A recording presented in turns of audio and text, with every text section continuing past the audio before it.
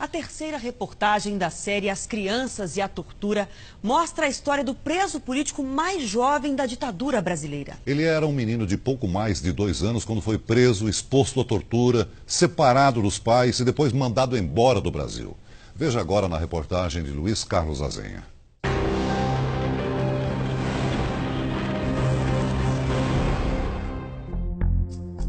A imagem do menino de pijama de florzinhas, carimbada por um órgão da repressão. Ernestinho tinha 2 anos e 3 meses de idade. Pela ficha, era um terrorista. Foi preso com a mãe, Jovelina, nos anos de chumbo da ditadura militar.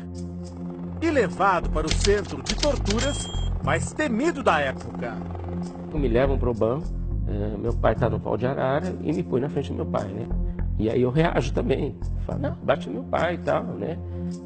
O pai, Manuel, preso no mesmo dia, já tinha passado por várias sessões de tortura. O Manuel veio com as mãos amarradas e já não ficava mais de pé, ele veio se arrastando. Aí ele pulou do meu...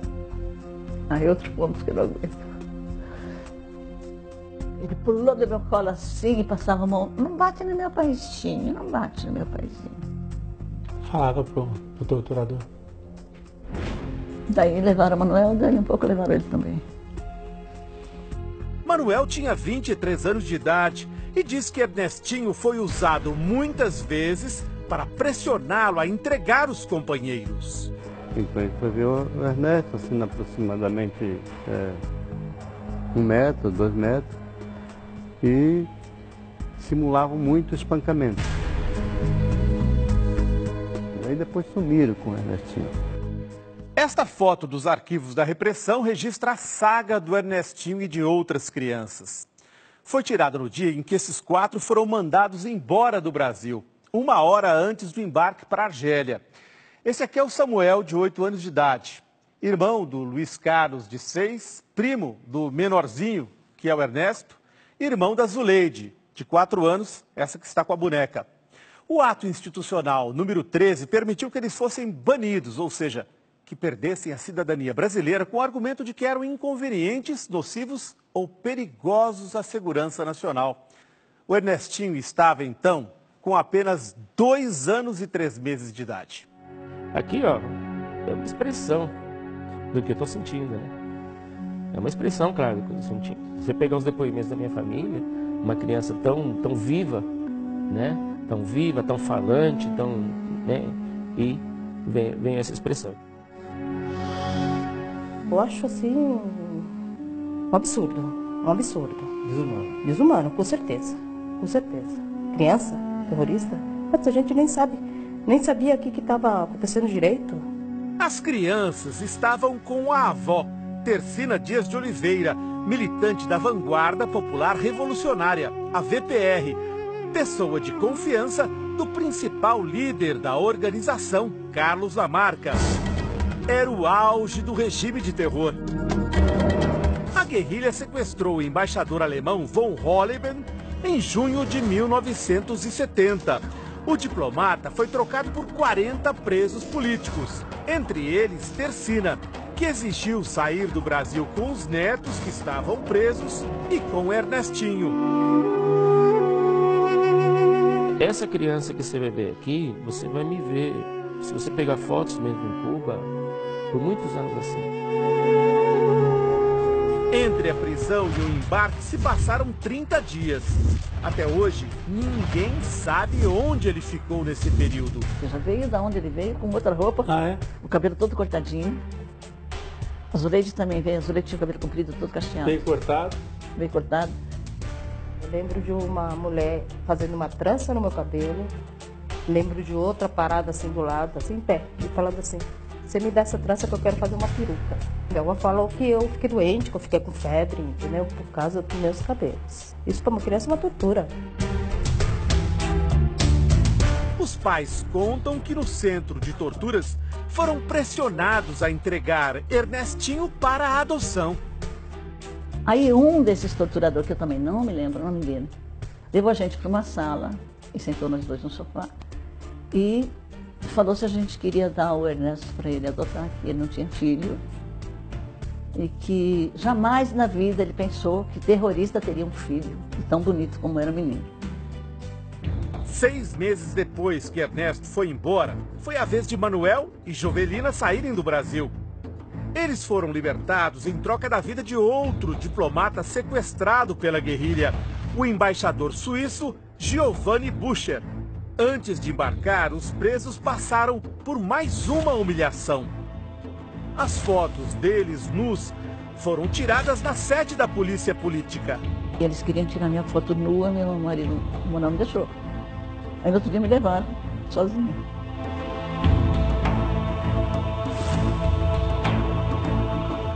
Esta tortura se chama pau de estrada. Ao chegar ao Chile, o grupo denunciou para o mundo a existência de tortura no Brasil. Foi usado em São Paulo com uma moça jornalista chamada Norma Freire. Os intestinos se rompem, o fígado se rompe, a pessoa, por último, começa a ter a pele rompida.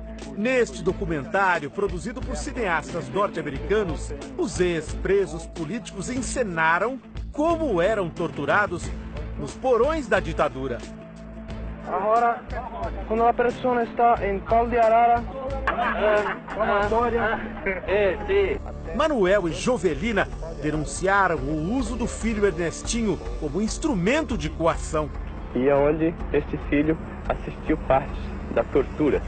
O garoto ficou em estado muito revoltoso, onde protestou também contra a polícia. Eu cheguei, fui torturada, meu filho foi torturado, não posso falar do filho. Por quê? Não posso falar da criança.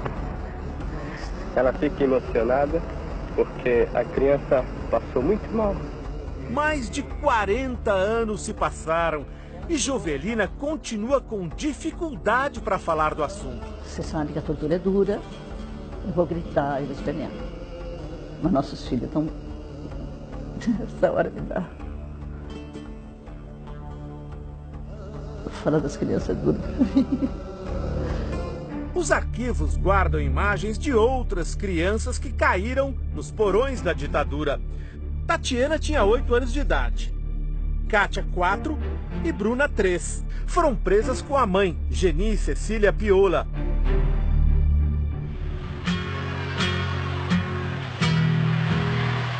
Este outro documentário, feito por chilenos, registra o desembarque de Geni e das filhas no país.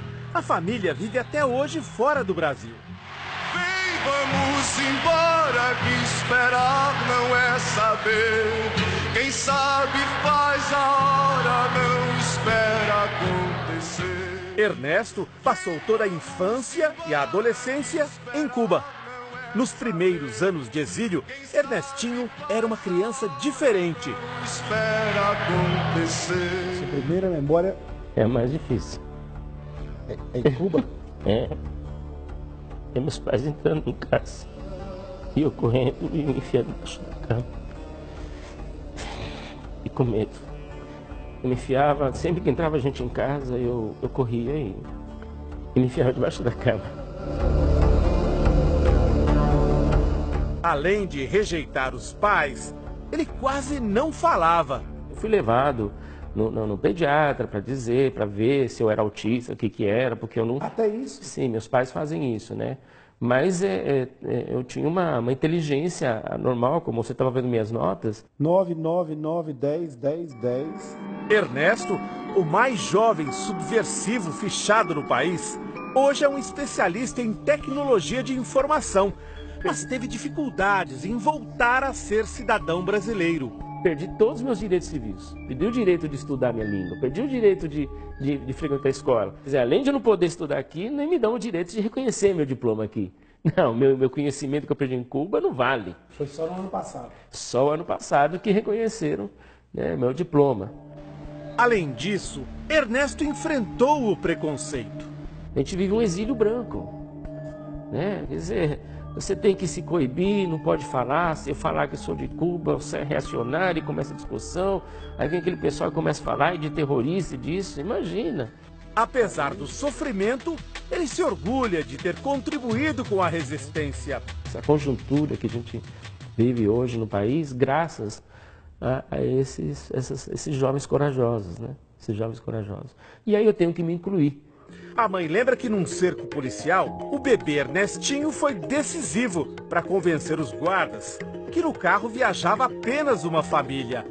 Mas no automóvel estava Carlos Lamarca, um dos guerrilheiros mais perseguidos do país. Lamarca pegou o Ernesto.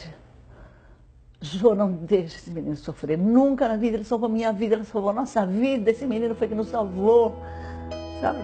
E as lágrimas corriam do Lamarca. Isso me marcou muito. O que eu pude fazer para não deixar ele sofrer, eu fiz, né? Mas o mundo está aí, né?